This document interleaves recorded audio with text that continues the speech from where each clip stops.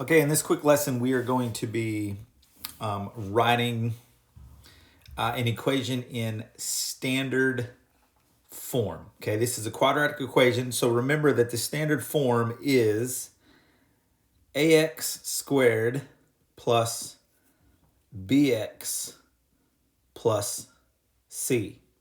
And if we're writing it as an equation, then we set it equal to 0. All right. Now, in this example, we have 2x squared.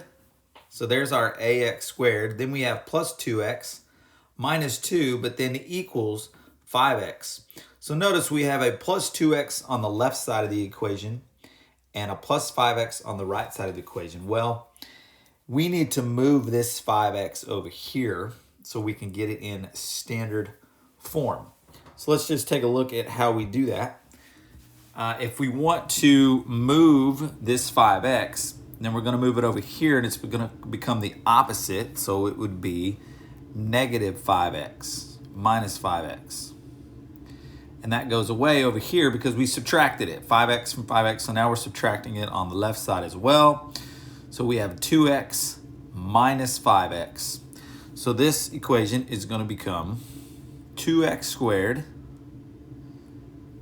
minus 3x minus 2 equals 0.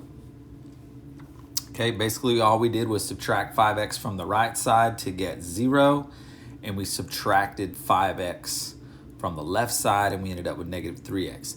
If you would prefer me to go ahead and write that here, I did minus 5x on the right side, okay? Sometimes I just like to teach you move the 5x over and it becomes the opposite. So minus 5x. All right.